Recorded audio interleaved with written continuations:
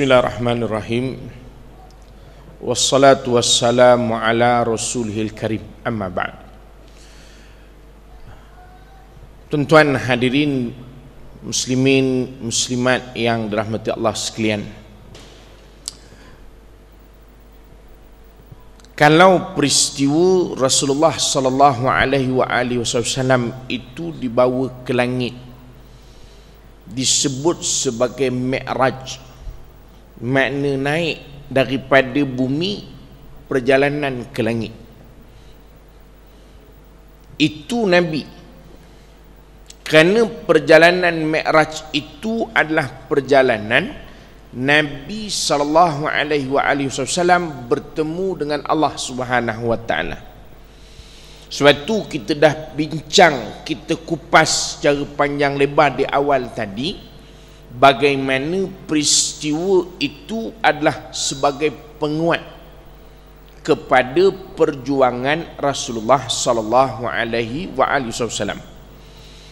Sebab itu kata para ulama, walaupun Nabi turun kembali daripada peristiwa Isra' dan Mi'raj, tetapi Nabi membawa Mi'raj umat ini, Mi'raj kita manusia kepada Allah Ta'ala, iaitulah sembahyang.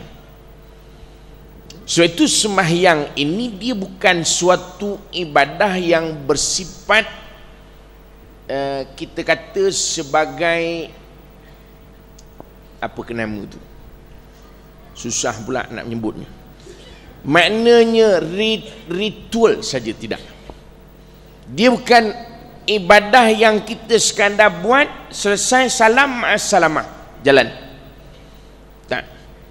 Sebab itu sebenarnya ketika manusia solat, dia sedang mi'raj kepada Allah Ta'ala. Itu hakikat solat. Sebab itu kalau kita tengok solat ni, ada orang kata, dia kata Nabi kenapa tak naik sekali lagi? Ni pun tak ada kerja punya orang ni. Dia kata Nabi naik turun 5, Nabi naik turun 5, Nabi naik turun 5, akhir tinggal 5. Kalau Nabi naik sekali lagi, kata kan bagus. Ini jenis kepala otak memang tak nak semayang, tuan. Cakap je lah dengan dia, tak payahlah semayang, habis ceritalah. Dia sibuk fikir kalau Nabi naik sekali lagi. Elok kalau naik, letak je terus dia dalam neraka, habis cerita. Sebenarnya isu Nabi naik turun ni, kata para ulama, Allah memang dah takdirkan, tahu dah bahawa akan dipardukan solat 5 waktu. Tapi yang kita nak bincangkan, solat ini kata Allah Ta'ala, inna solata tanha anil fahsya'i wal munkar. Sembahyang dapat menghalang perkara keji dan munkar. Betul atau tidak? Tak payah jawab. Belum masa untuk menjawab soalan. Saya hanya melontar soalan saja.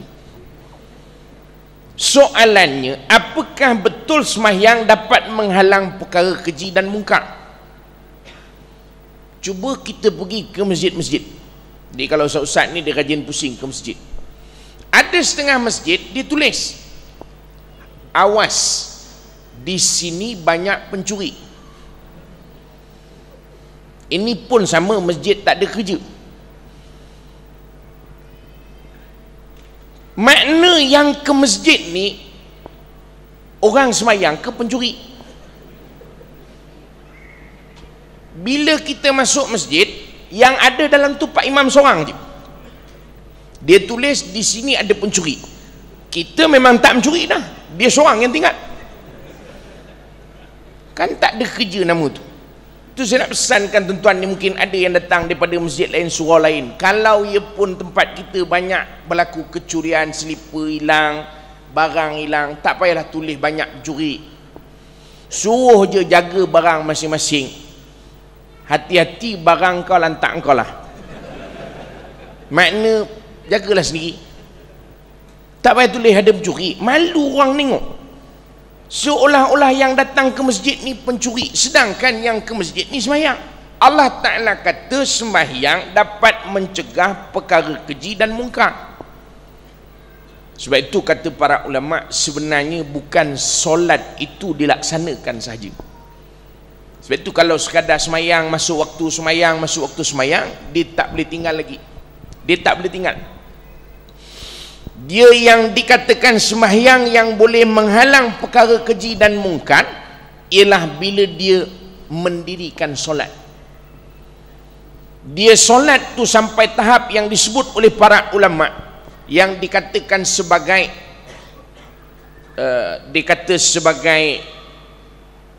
apa kenama pula dia dah hujung-hujung ni, dia bateri habis ha. Dia panggil istilahnya tenang ya,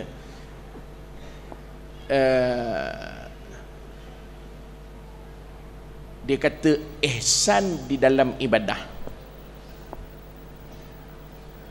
Sebab itu kalau sembahyang tak sampai kepada martabat ihsan. Apa ihsan? An ta'budallaha ka'annaka tara fa in lam takun tara fa innahu yara.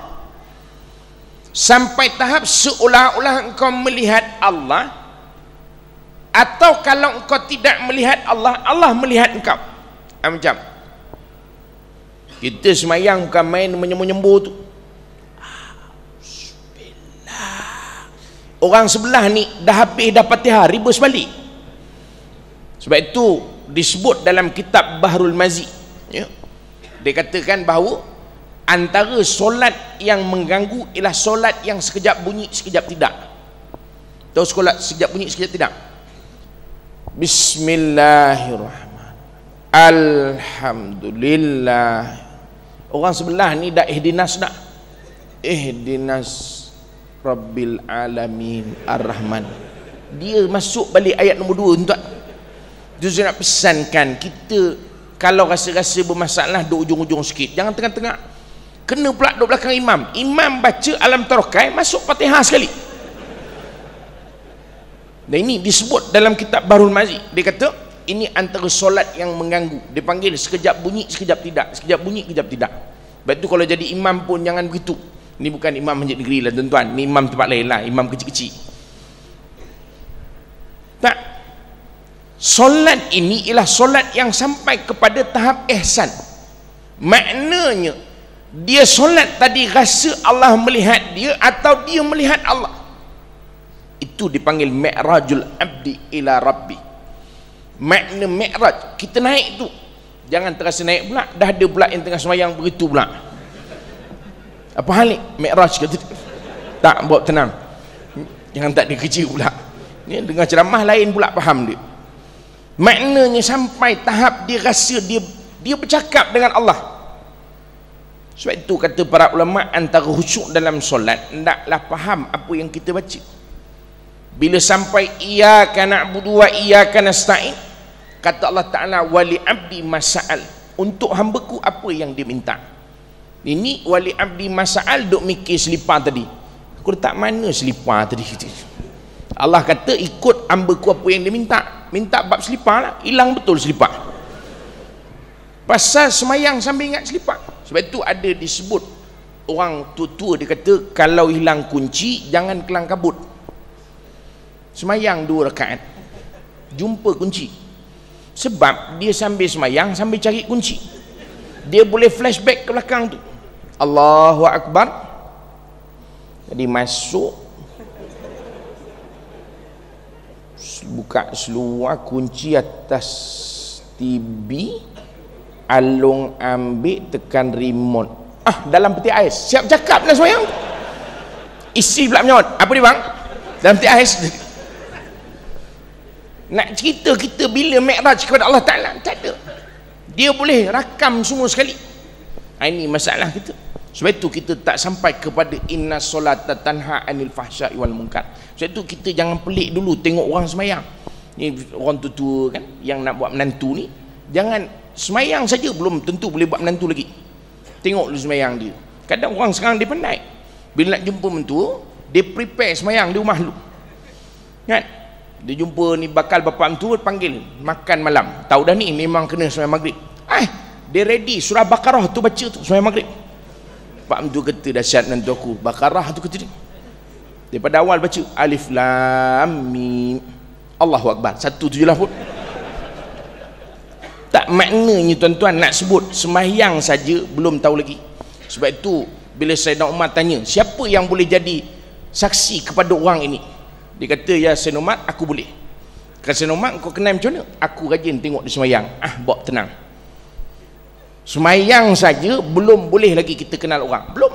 Walaupun berbuih-buih dia sembahyang di sebelah tu, belum tahu lagi. Kerana apa tuan-tuan? Sembahyang saja belum lagi termasuk yang disebut sebagai tanha anil fahsya'i wal munkar. Tetapi yang disebut sembahyang itu ialah bila dia mendirikan solat, dan solat itu mi'raj, naik kepada Allah Ta'ala. Sebab itu kita menung kita. Kata para ulama, dia faham terbalik, dia panggil reverse osmosis. Itu air, ya, makna bolehlah tuan-tuan, asal bunyi reverse je sudah lah. Dia kata kita faham terbalik. Kalau istilah fiqh dia kata mafhum mukhalafah. Makna kita begini, kita kata sembahyang dapat menghalang perkara keji dan mungkar. Makna kalau sembahyang masih buat perkara keji dan mungkar, maknanya apa? Maknanya tak sembahyang lagi lah tu. Sebab itu kita tengok kita sembahyang nombor ekor macam mana? Nombor ekor ialah boleh tahan lah kata dia. Semayang mengumpat macam mana? Champion. Semayang menipu, taklah tiap-tiap hari, tapi seminggu 2-3 kali. Semayang rasuah, tak banyak, sikit jalan. Sebab itu kita faham terbalik. Kalau masih buat, makna semayang kita something wrong somewhere. Sebab itu Tok Syed pergi semayang masjid negeri. Ni balik semayang masjid negeri, kau main kembang dada berjalan. Apa hal tu? Semayang masjid negeri. Tak, tenang, belum lagi. Sebab kalau semayang saja tetapi masih belum tinggal lagi perkara keji dan mungkar, maknanya semayang kita problem. Jadi maknanya tuan-tuan sekalian, kita nak pergi kepada sembahyang yang kita rasa mi'raj kepada Allah Ta'ala. Sudah pastilah kadang-kadang kita semayang ni sampai masa, kadang tidak. Sebab itu disebut dalam kitab Fiqh Sunnah jilid yang kedua, Sayyidina Umar dia kata, kadang-kadang aku semayang pun teringat juga benda-benda lain. Makna nak cerita itu Sayyidina Umar ni makam sebelah Nabi, jamin syurga dah. Kita ni lagi lah, makam tak tahu sebelah mana. Makna syurga lagi belum ada list, Allahu a'lam. Tuan-tuan sekalian, makna kita nak sebut, kadang-kadang kita sampai, kadang-kadang kita longgak. Tapi jangan dibiarkan longgak. Maknanya jangan dibiarkan solat kita itu terawang-awang. Pastikan solat kita ini solat yang mi'raj kepada Allah Ta'ala. Mudah-mudahan solat kita tadi kita boleh lihat kesannya tanha anil fahsya'i wal munkar. Jadi mudah nak tahu solat kita ni diterima tidak, belum tahu, jangan buat kerja kita. Untuk nak bagi tahu orang sembahyangnya sah, boleh. Ustaz, saya sembahyang mula-mula takbir, lepas tu salam, kemudian rukuk. Cerah masa depan, memang tak sah. Tapi kalau kita tengok orang sembahyang sampai dia salam, kita berkata, dah lah, baliklah, saya tahu tak diterima Allah sembahyang awak. Bawa tenang, kita tak boleh tahu sembahyang tu diterima atau tidak. Tetapi kita ada mizannya, timbangannya. Apa dia? Allah Ta'ala bagi sembahyang ialah yang boleh menghalang perkara keji dan mungkar. Makna kalau tak boleh halang, berarti sembahyang kita ni tuan-tuan jangan seronok lagi, kena menung balik, sembahyang fail lagi. Jadi mudah-mudahan sembahyang itu persapahnya dapat kita fahamkan, dia adalah mi'raj kepada Allah Ta'ala, dan timbangannya kata Allah Ta'ala tanha anil fahsya'i wal munkar. Sama-sama untuk kita melihat, wallahu a'lam.